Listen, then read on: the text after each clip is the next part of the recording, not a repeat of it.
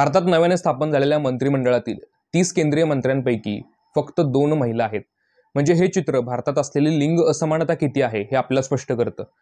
World economic फोरमने global gender gap report 2024 हा नुकताच जाहीर केला आहे. हा अहवाल जगातील प्रत्येक क्षेत्रामध्ये आणि देशामध्ये असलेली लिंग असमानतेवर प्रकाश टाकतो.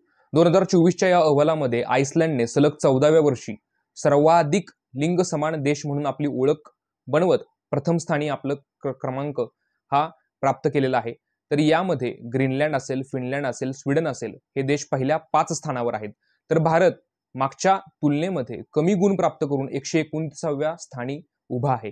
बघा याचा परिणाम काय आहे किंवा याच्या पाठीमागचं कारण काय आहे, तर भारतात असलेली शैक्षणिक प्रगती आणि राजकीय सक्षमीकरण यामध्ये झालेली घसरण, त्याचबरोबर आपल्याला आर्थिक सहभागाच्या आणि संधीची क्षेत्र मजबूत करण्याची आणि सुधारण्याची फार गरज आहे.